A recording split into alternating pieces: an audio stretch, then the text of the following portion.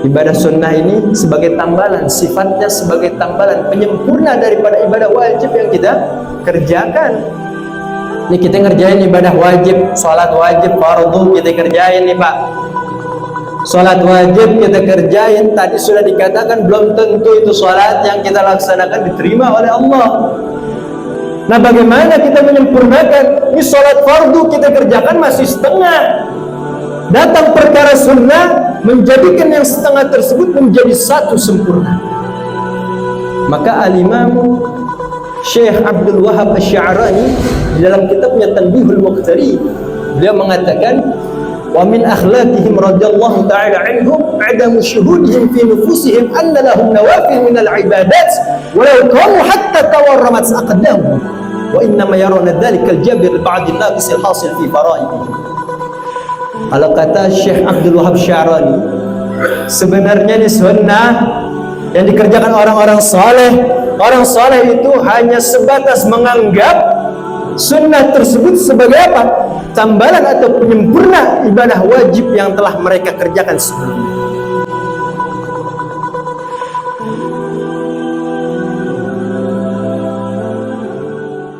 Ma'asyiral hadirin wal hadirat rahimani wa rahimakumullah. Alhamdulillah, pada pagi hari ini kita semua yang hadir di tempat ini kita tergolong daripada orang-orang yang beruntung. Kenapa saya katakan kita termasuk orang yang beruntung? Karena berdasarkan janji baginda Rasulullah sallallahu alaihi wasallam di dalam sebuah hadisnya, beliau mengatakan, "Man yuridillahu bihi khairan yufaqihu fid din." Kata baginda Rasulullah sallallahu alaihi wasallam, siapa orang yang diinginkan orang tersebut dikehendaki baginya itu menjadi orang baik, ketika Allah Subhanahu wa taala menginginkan orang tersebut menjadi orang baik, man yuridillahu bihi khairan. Kalau kita mengkaji ilmu nahwu, man di sini itu merupakan isim mausul. Al-ismul mausul yadullu 'ala al-'amiyah. Isim mausul ini menunjukkan sifat keumuman. Mau kita yang laki, yang perempuan masuk ke dalam kategori tersebut. Mau yang tua, mau yang muda, yang masih remaja ataupun yang sudah tua renta, ini semua terkategori dalam man di sini. Siapa orang yang dikehendaki oleh Allah Subhanahu wa taala akan suatu kebaikan, ketika Allah menginginkan orang tersebut menjadi orang baik, maka ciri pertama yang dijelaskan oleh baginda Rasulullah, yufaqihu fid din. Bukan mereka yang diberikan pangkat dan jabatan, bukan mereka yang diberikan mobil mewah, rumah megah dan lain sebagainya, akan tetapi yufaqihu fid din. Allah memberikan kemudahan dalam langkah kakinya untuk dapat menghadiri tempat-tempat yang mulia semacam tempat ini untuk mengkaji ilmunya Allah Subhanahu wa ta'ala. Masyarul hadirin wal hadirat yang dimuliakan Allah. Alhamdulillah, sebenarnya saya menginginkan sebuah kesimpulan. Saya ingin memberikan sebuah kesimpulan bagi kita nih, khususnya yang melaksanakan perjalanan religi. Kita nih rombongan dari Jakarta, Al-Iman Center. Kita dari beberapa hari yang lalu sudah melaksanakan perjalanan religi. Dimulai sejak beberapa hari yang lalu kita berziarah ke salah satu pondok pesantren besar di Bangil, yaitu Pondok Pesantren Darul Lughah wa Da'wah. Di samping itu pula kita ketika berziarah di beberapa tempat tentunya kita mendapatkan banyak sekali faidah di dalamnya. Segala kepentingan yang harus kita tanamkan di dalam hati kita semua.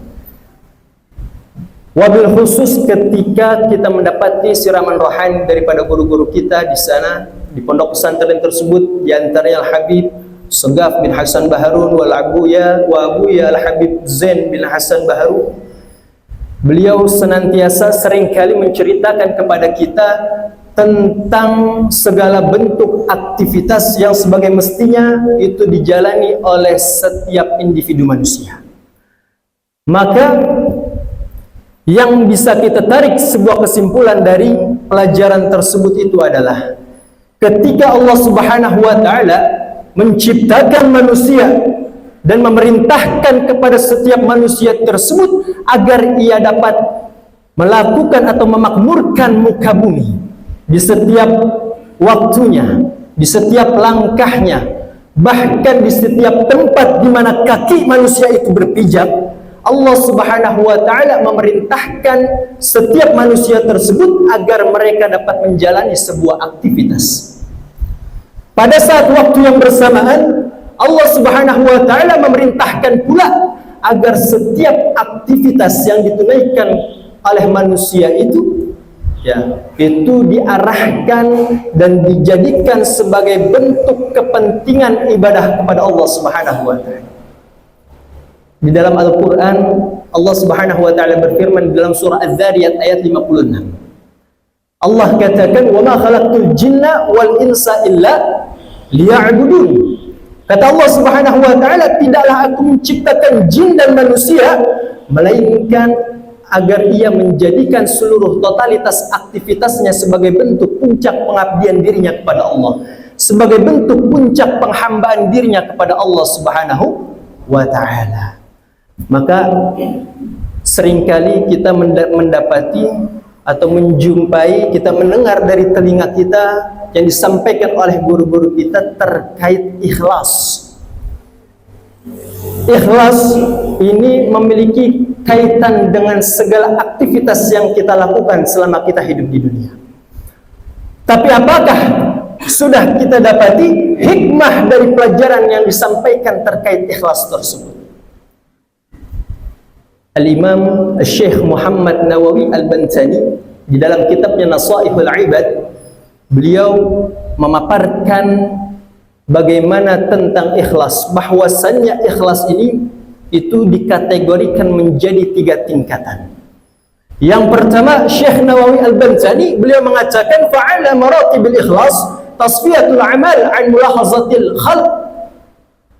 Tingkatan yang paling tinggi daripada ikhlas itu adalah ketika seseorang membersihkan tasfiyatul amal, membersihkan setiap perbuatan yang dilaksanakannya itu an mulahazatil khalq, dari perhatian atau pandangan manusia terhadap orang tersebut. Bi alla yurida bi ibadatihi illa imtithala amrillahi wal qiyam bi haqqil ubudiyah.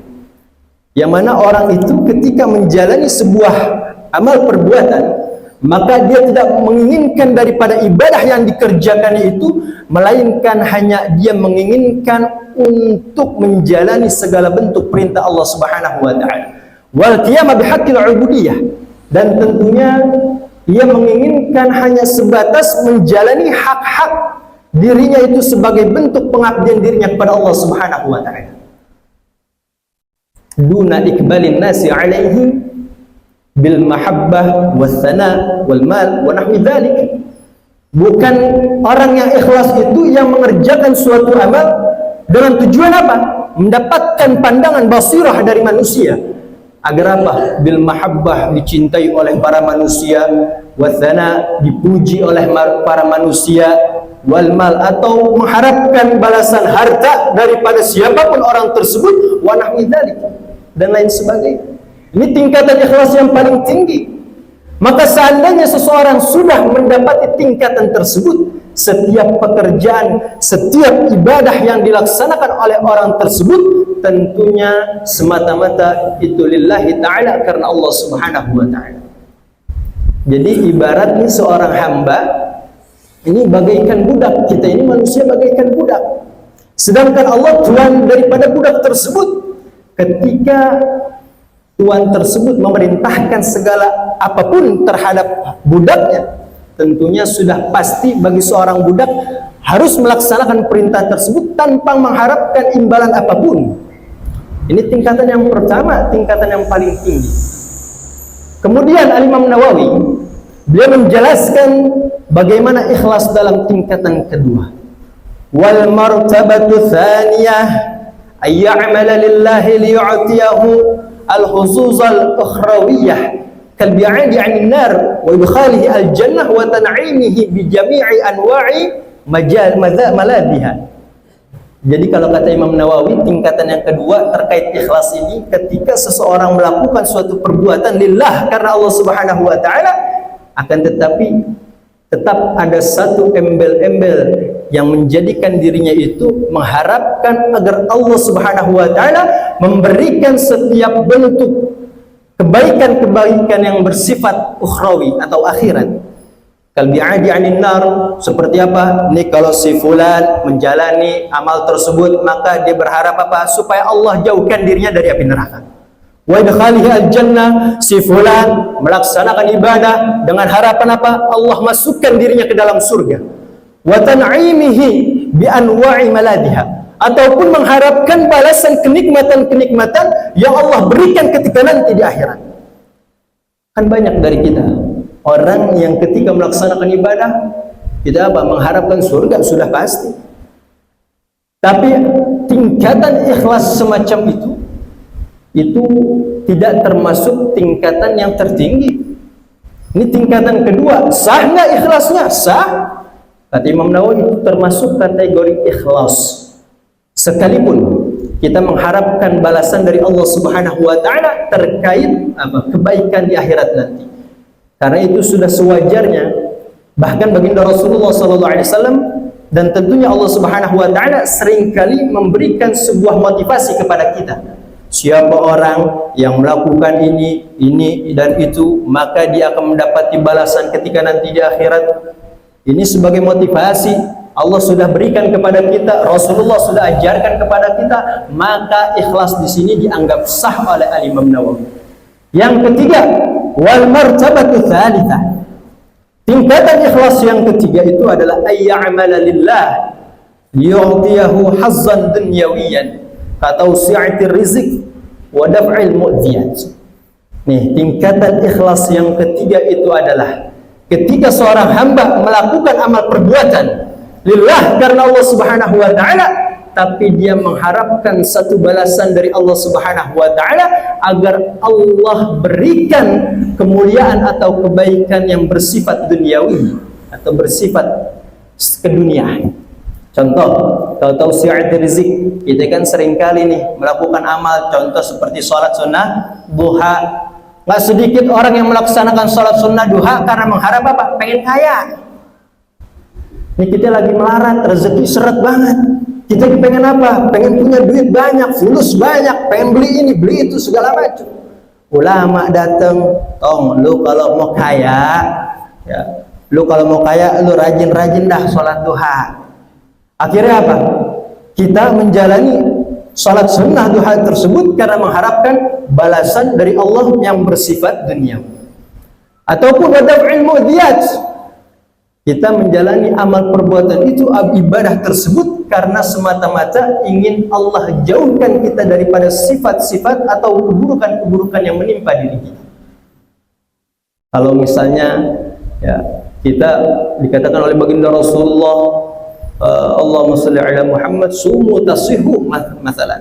Ente puasa udah biar ente sehat, ya. Akhirnya kita puasa dengan harapan apa?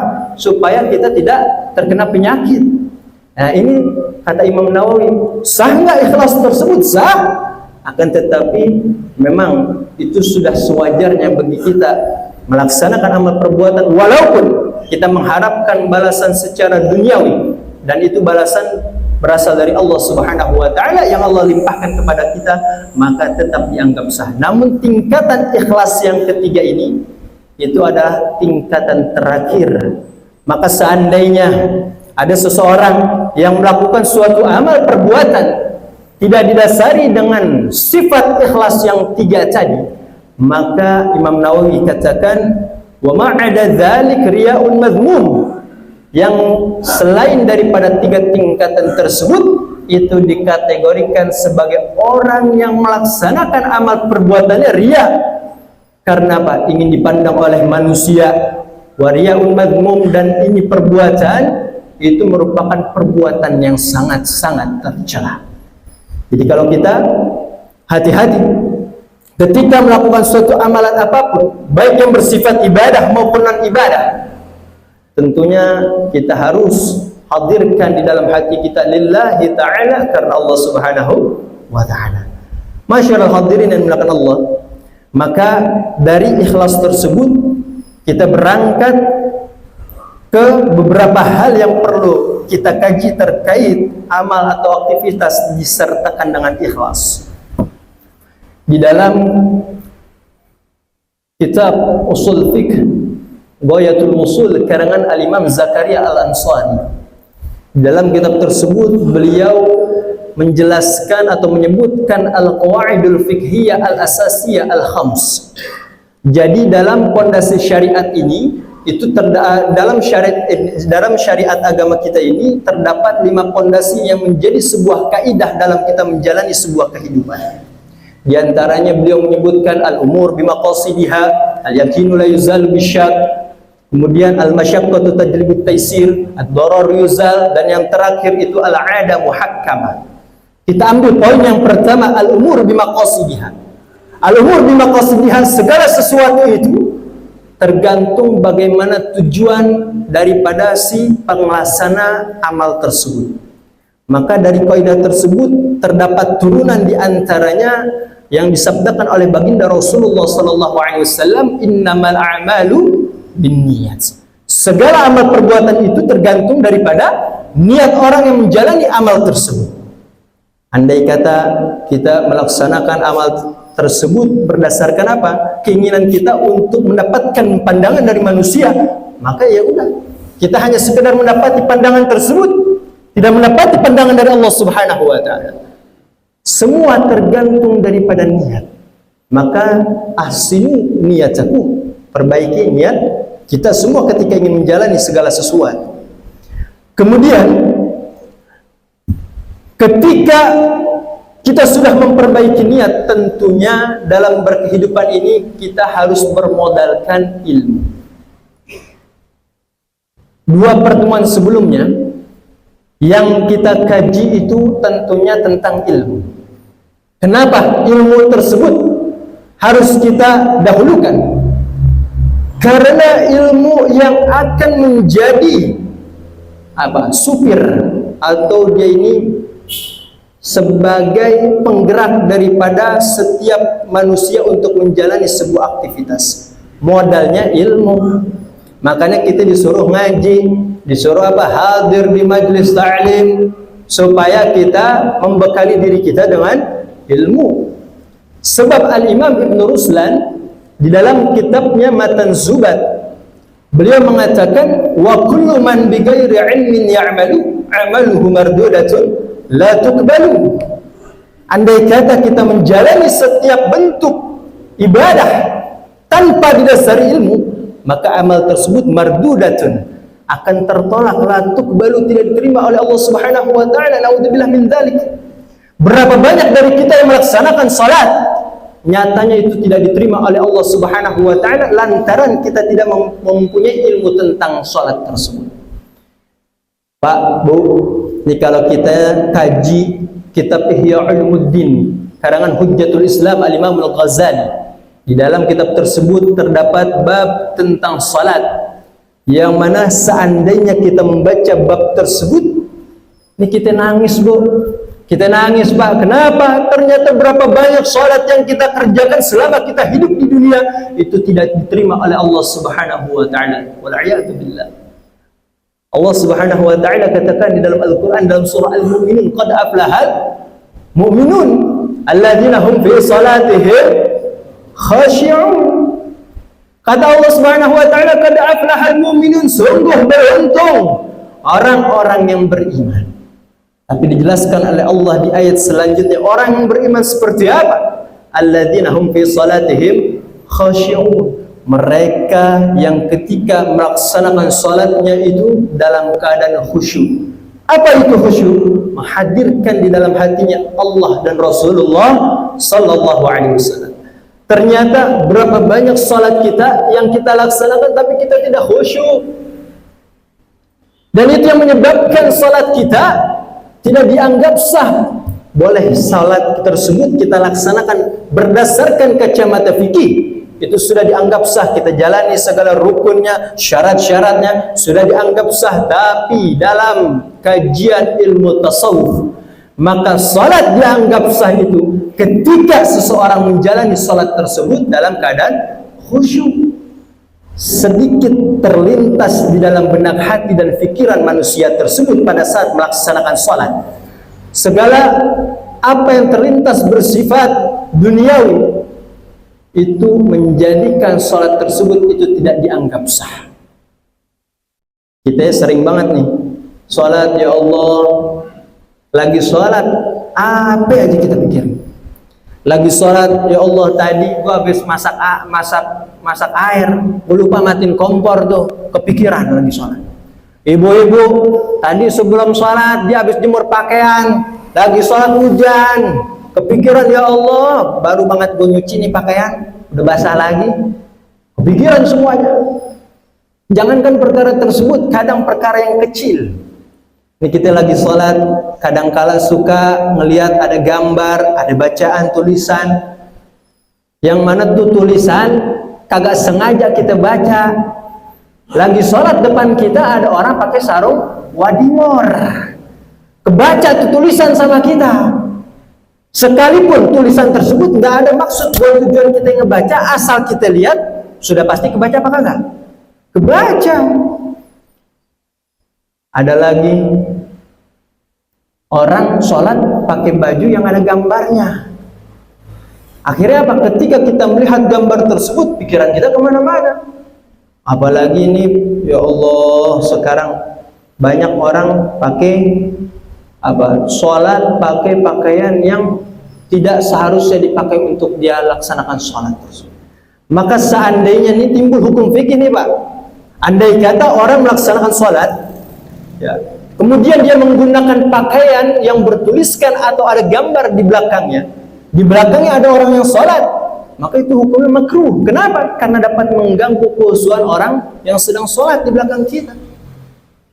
Ustaz, saya pakai sarung BHS, sayang kalau kagak dilihat itu tulisan di belakangnya. Waduh, Masya Allah.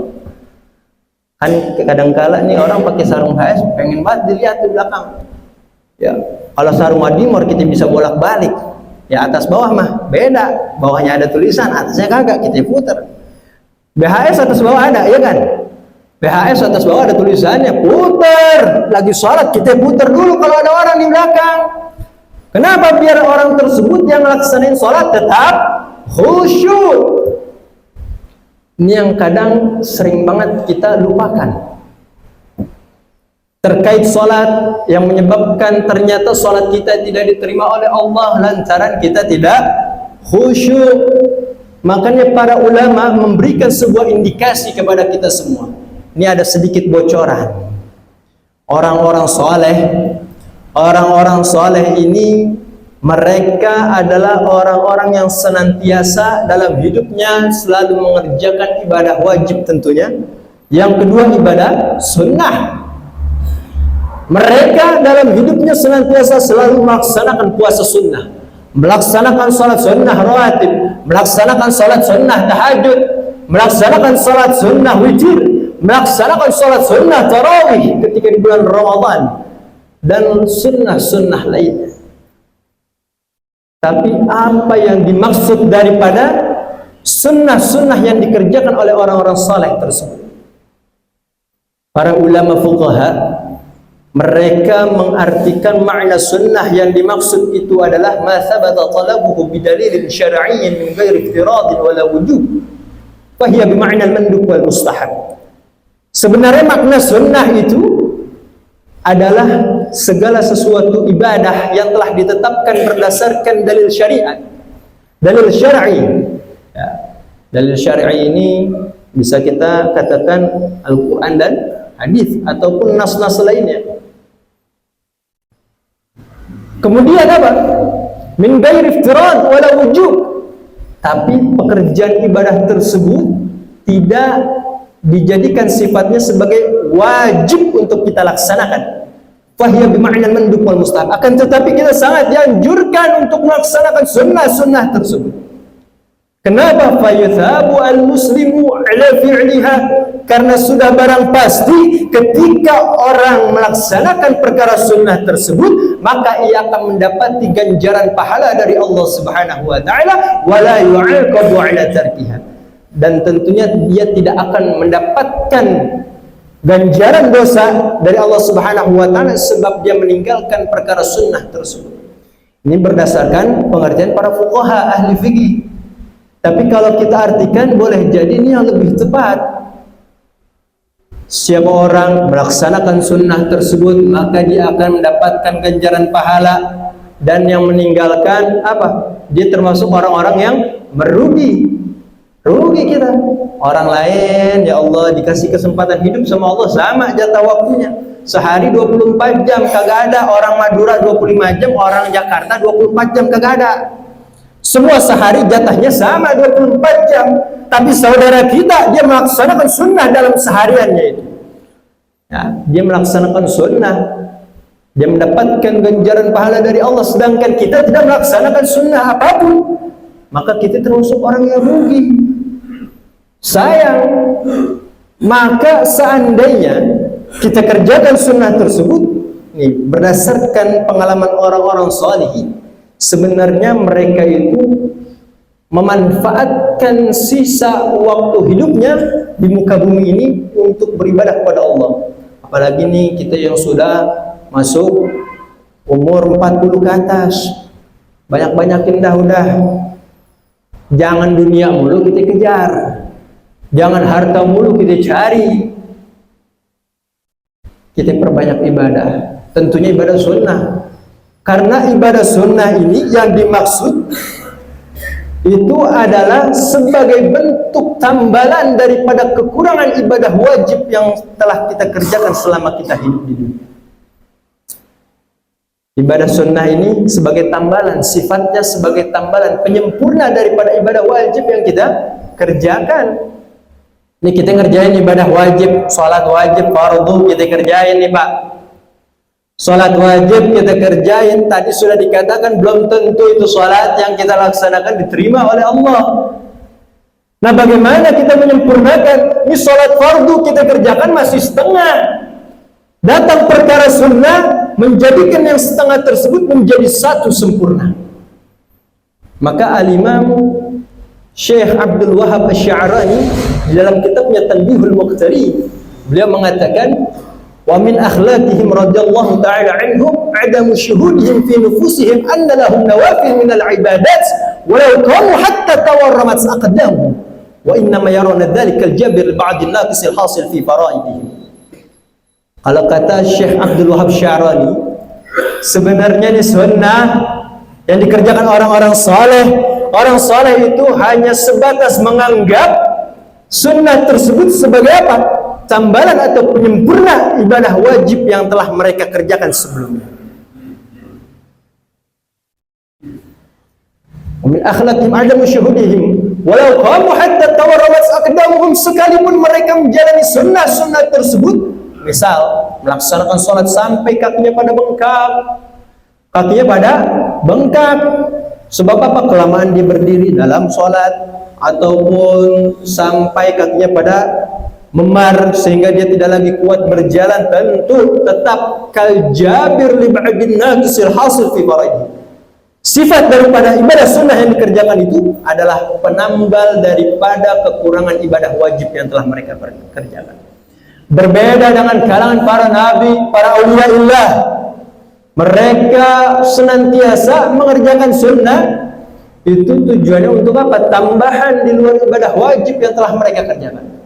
Jadi sebenarnya sunnah di sini sifatnya bisa kita ambil kesimpulan menjadi dua sifat. Yang pertama sebagai penambal atau penyempurna, yang kedua sebagai ibadah tambahan di luar ibadah wajib yang telah kita kerjakan. Tapi golongan ibadah yang sunnah tersebut sebagai tambahan itu hanya berlaku bagi para nabi, para rasul, para wali min auliyaillah.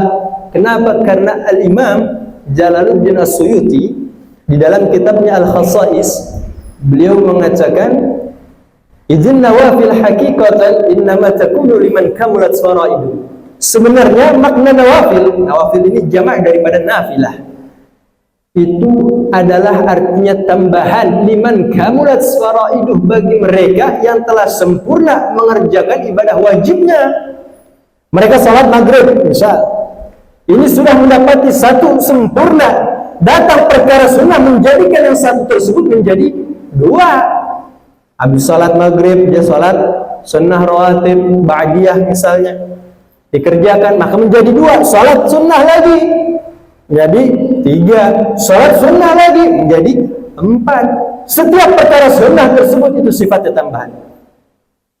Kama asyara ilaihi qauluhu subhanahu wa ta'ala wa minal laili fatahajjat bihi nafilatan lak.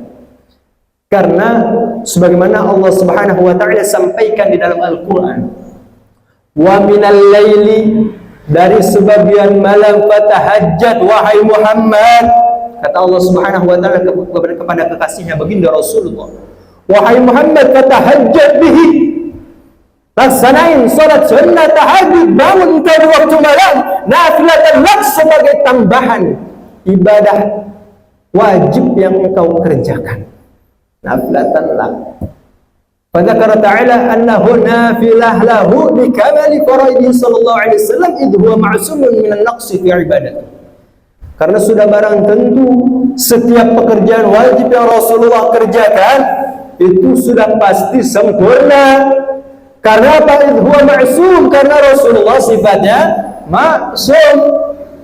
Ma'sumun minan naqsi fi ibadati. Rasulullah sudah pasti terjaga daripada segala bentuk kekurangan dalam pelaksanaan ibadahnya. Rasulullah nih kerjain salat maghrib sudah satu sempurna, sunnah-sunnah yang dikerjakan, maka itu akan menjadikan tambahan-tambahan ibadah selanjutnya. Beda sama kita.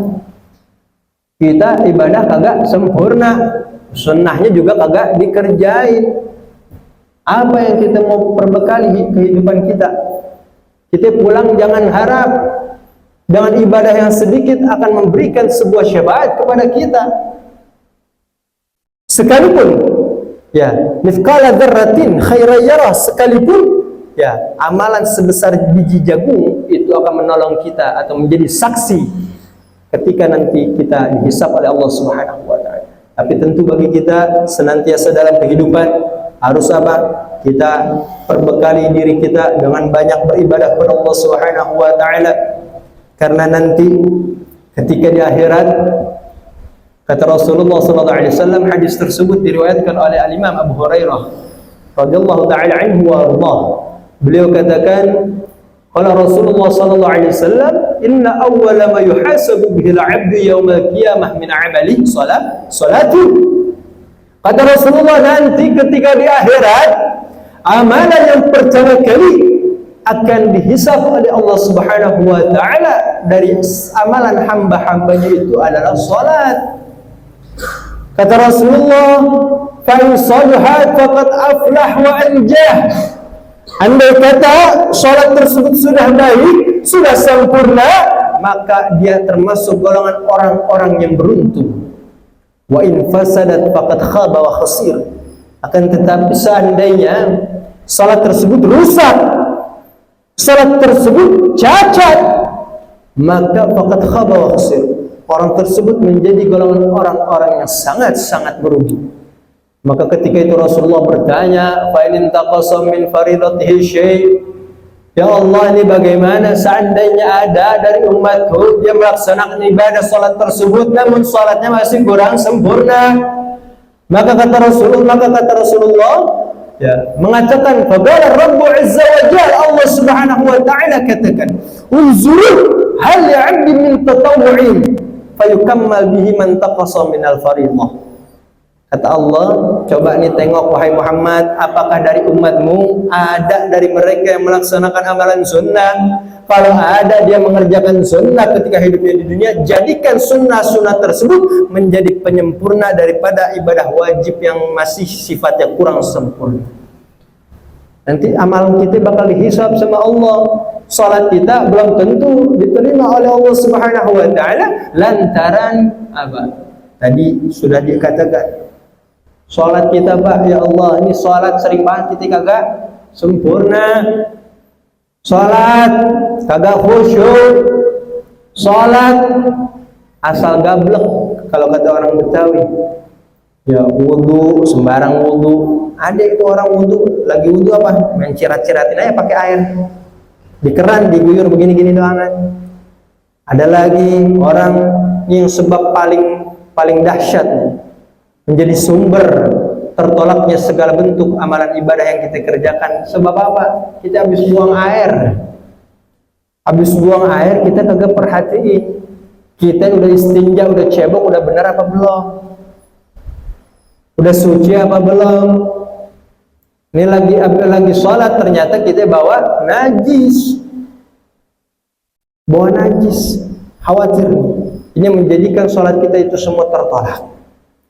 Maka bekali dalam hidup kita ini segala bentuk ilmu untuk menjalani segala kehidupan. Baik apa? Kehidupan beribadah pada Allah Subhanahu wa taala, bersosialisasi kepada sesama manusia, karena kita hidup sejatinya bukan hanya kita apa? Hablum minallah, bukan cuma kita memperbaiki hubungan baik kita kepada Allah Subhanahu wa taala saja. Hablum minan nas, ini yang sering dilupakan. Orang banyak salat, banyak beribadah kepada Allah, tapi dia sesama manusia, dia punya saudara, dia zalim. Sesama saudara dia sering menyakiti. Sesama saudara dia punya mulut kadang-kala terlepas untuk apa? Mencaci maki daripada saudaranya tersebut. Wal'iyadu billah. Hablum minan nas. Kita harus jalin hubungan baik kepada sesama manusia. Untuk itu mungkin sudah cukup kajian kita pada pagi hari ini. Ya, sudah jam 6. Jadi mudah-mudahan dengan sedikitnya apa yang Al-Faqir sampaikan di pagi hari ini, mudah-mudahan bisakah kita ambil sebuah hikmah pelajaran untuk dapat bermanfaat dalam kehidupan kita sehari-hari. Mudah-mudahan Allah panjangkan usia kita dalam beribadah kepada Allah Subhanahu wa taala. Allah jadikan kita menjadi golongan orang-orang istiqomah dalam menjalani ibadah kepada Allah Subhanahu wa taala. Allah berikan kita keturunan yang saleh dan salehah. Allah berikan kita kelapangan dalam mencari rezeki. Allah mudahkan segala urusan kita. Allah jadikan akhir hidup kita menjadi husnul khatimah. Dari saya kurang lebihnya mohon maaf. Ya Allah ridha, ya Allah ridha, ya Allah ridha, wal 'afwu 'amma qad madha. Ya Allah ridha, ya Allah ridha, ya Allah bit-tawbah wal qabul. Hadana Allah iyyakum ajma'in wa lakum minkum. Assalamu alaikum warahmatullahi taala wabarakatuh. Ya Tawwab tub alaina, Ya Tawwab tub alaina.